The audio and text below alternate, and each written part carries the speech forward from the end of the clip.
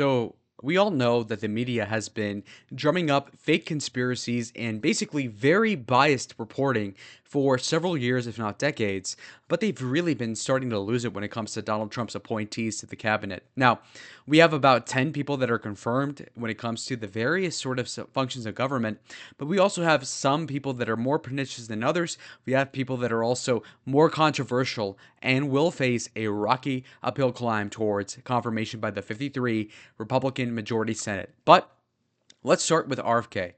RFK Jr. is somebody who endorsed Trump in a major pivotal moment in August. I was there 50 feet behind the guys at the stage in Desert Diamond Arena in Phoenix, Arizona. We saw them both advocating for something called Make America Healthy Again. Now, MAGA is interesting because while the political messaging is pretty uncontroversial, the media has a big problem with it. Now, we all know Big Pharma and how long those tentacles are in the swamp. And a lot of people that report on the swamp in DC kind of have to play nice with those same lobbyists. But apparently, according to the mainstream media, RFK could cause an earthquake for American public health. Again, RFK is the guy who's advocating for less preservatives in food. Think less Oreos and more so whole grain and vegetables. And they're saying that's a crazy part of his rhetoric. But anyway, we have plenty of other picks right here. We have Susan Wiles for Chief of Staff. We have Marco Rubio for Secretary of State. We have Phil Hegseth of Fox fame, but also a veteran here from the Iraq War and whatnot for Secretary of Defense. We have Attorney General, presumptively, Matt Gaetz, who people are, again, losing it like crazy. You cannot even believe. It's insane how mad they are. You've got Health Secretary, like I said, RFK Jr. You have Department of Homeland Security, Kristi Noem. And then beneath her, the people that are actually pulling the strings in this case will be Stephen Miller, who's, again, one of the most far-right immigration guys you can never conceptualize of in contemporary politics. You have Thomas Homan, I believe, who was in the Trump administration in the first term, believes completely resolutely on the zero tolerance policy when it comes to separating families. And so, again, very much delivering on the promise of what the popular vote entailed for Donald Trump. Again, he promised he would have the biggest deportation operation since Eisenhower. And again, that seems to be real given the people he's been appointing. Environmental Protections Agency head will be Lee Zeldin, who ran for governor 2 years ago, got surprisingly close. A state that should be 26% Democrat in the lead for Kathy Hochul in 2022 turned out to be 6.5 lead for the Democrats. So again, he cut down that margin by a factor of like 2/3, which is absolutely phenomenal. You've also got the Director of Intelligence being Tulsi Gabbard, which is, again, insane because Tulsi Gabbard 5 years ago was running for president as a Democrat. Now, beside that, she also is notorious for taking out Kamala Harris. Kamala Harris is somebody who, frankly, doesn't deserve any acumen, and for her to even be close to the presidency is very alarming. But she took her down to size very easily, and in fact, if you remember, Kamala Harris had a moment in the primary debate stage against Biden where she went up to like 9% of the popular polling. But then after Tulsi Gabbard had her way with her, she went down to, again, like 1 or 2 percentage points. And Kamala Harris, like anybody with a brain would, dropped out of the Iowa caucus before anybody voted. And so she was a complete loser and flameout.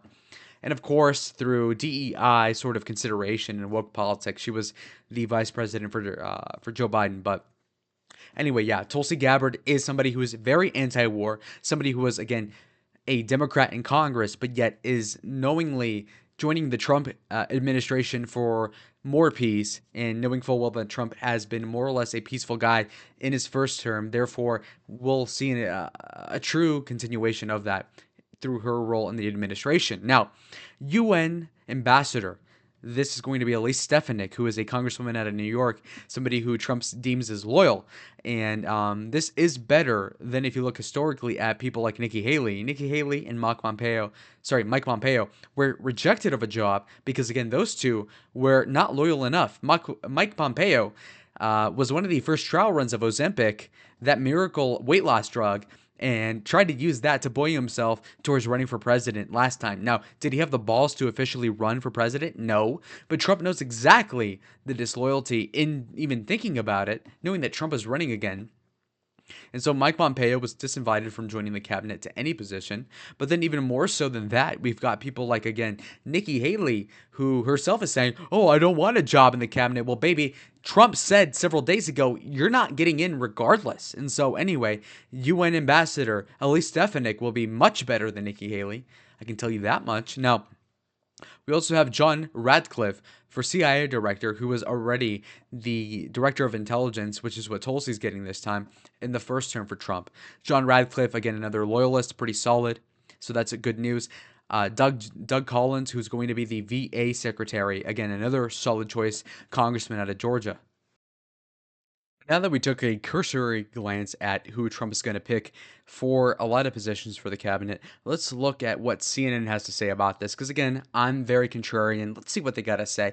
Do they have a point to make? Again, these people make a million times more than what I make for this sort of content. Again, I make nothing, folks. So these people are paid six figures, if not millions of dollars a year to actually come up with something smart. So let's see what they say. Do you think that there are more shocking appointments ahead? Yes.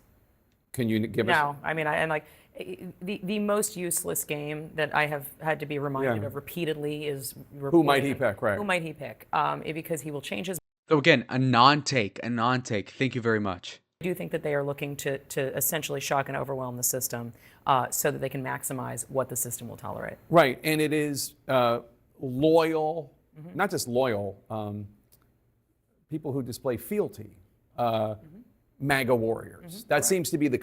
So think about that. The criticism from Jake Tapper or whoever else is that it's all about, oh, Donald Trump is expecting his cabinet members to be loyal to him. What? Wait a minute. So like any CEO who picks people that are loyal to him, but also to extrapolate, are also loyal to the cause they're fighting for, like a company in that case, but also in America's case, the country's well-being, are. What? That's supposed to be a pejorative? They're loyal to Donald Trump, the guy who won the popular vote. What the hell are you talking about? In 2008, if Obama picked people that were loyal to him, would the Republicans say, they're loyal to Obama who beat McCain? That's just common sense, folks. Are you kidding me? Constant theme. They are MAGA warriors. They are in your face. Correct. These are not uniting people. MAGA warriors. MAGA won the popular vote. What are we talking about? These are not uniting picks. These are uniting picks. People united around Donald Trump, and over 50% of them voted for Donald Trump over Kamala Harris. That's unity. Whatever Trump wants is more or less indicative of what people wanted because they voted for that guy to pick then other people. Okay? You can't say, it's a uniting pick. If you pick a Democrat, what the hell does that mean? Okay? Are you kidding me? Are in your face to the medical community, to the intelligence community. It's like an F you to the medical community. What? RFK? Why? To the military community. That's what he wants. Yes. That's what he wants. Yes. And you see this sort of like white millennial appealing, college educated appeal to authority. Professor X, who's tenured for no valid reason, said Y, and therefore you will take and extrapolate the answer to be Z. That is so asinine. And again, the mainstream media and whoever dotards listen to this sort of thing are really rationalizing whatever political decision they have on that basis, an appeal to authority. Oh my gosh, the sanctified doctor that nobody ever heard about, but he's been working for 30 years doing this, has said that RFK, suggesting that maybe McDonald's shouldn't have 30 ingredients into a hamburger, is somehow so off base. That's their logic. It really makes me sick to my stomach. And on that, Jake, I think he was quite clear what he was planning to do in office. There's Sure. this whole sort of, as you know, we've been talking about since 2015 or 2016, literally seriously thing with him. Oh, that whole thing, yeah. Right. You should sort of assume he plans on doing what he's saying. Yeah, he he's means going it. to do at this point. And so, yes, that is what these picks are designed to do. Whether they all get through, we'll see. Does he? Okay, but what is the negative takeaway from this? They're trying to read into every single person he appoints by saying, oh, wow, they're so loyal to Donald Trump, but what the hell are you expecting? 2016 to 2020 was a litany example trial run of people that were disloyal to Donald Trump because the guy didn't know exactly what he was doing.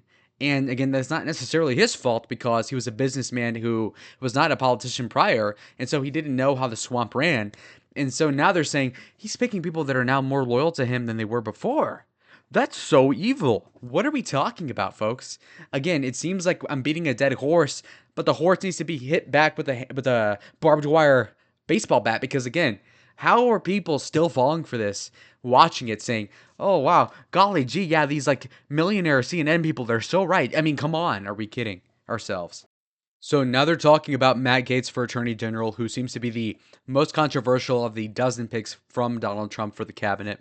Let's see what they say. Could be too far. It also could not be. It also could be. I mean, Trump has much more control over this Republican Senate Oh, yeah. than the one that he left. When in doubt, Isn't that so beautiful to hear from their mouth? bet on fealty. That's Well, They say that as a pejorative because they're so traumatized by Donald Trump. You would have thought they were like an abusive stepfather of theirs because again, like what the hell? But anyhow, when in doubt, bet on fealty. Yeah, I wish that were actually the case. If they were actually loyal to Donald Trump and they weren't actively subverting him all the time, then maybe we would have a great country. I mean, to even think of one example offhand out of many.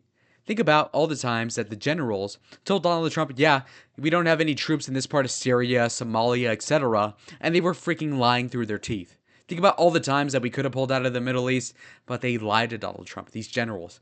And we're going to be talking about fealty to the president who won the popular vote as a pejorative. Really. or bet on him grinding down his opposition at least to a lower posture. Yeah. Yes. So, grinding his opposition to a lower ground. Well, isn't this supposed to be what a good politician is supposed to do? You know, a politician wins the popular vote, has a mandate to serve the people. They want change. They think inflation is crazy. The taxes are too damn high. Immigration is through the roof. And they use crushing the opposition that made all this whole mess in the first place as a pejorative. That's what they think. It's insane. So as we look up and down this list of people, just understand that when the liberals chastise the duly elected president-elect of the United States, keep in mind that they're completely facetious about everything. They're lying through their teeth. You saw this entire thing for the last 8 years. They lied about Trump in 2016, 2020, 24, especially this year. It hasn't even worked. And now they're going to even try in vain to do it again. Folks, these cabinet announcements are great not because they're even good, but just because it's pissing off the right people, folks. That's the bottom line. You only get flack when you're over the target, just to use an anti-aircraft reference, but it's so true, buddy. You're only getting shot at when you're over the target as you bomb it. And frankly, we need to not bomb the swamp, but drain the swamp. And I think these picks are exemplary examples as to why Donald Trump is really going to have a second term that will make the first term look awful in comparison. And that's only good news for us. Anyways, like the video if you haven't yet. Subscribe if you want more content. Comment down below if you disagree or if you agree. Let me know what you think down there in the comments in the description. Anyways, I'll see y'all in the next one. Adios.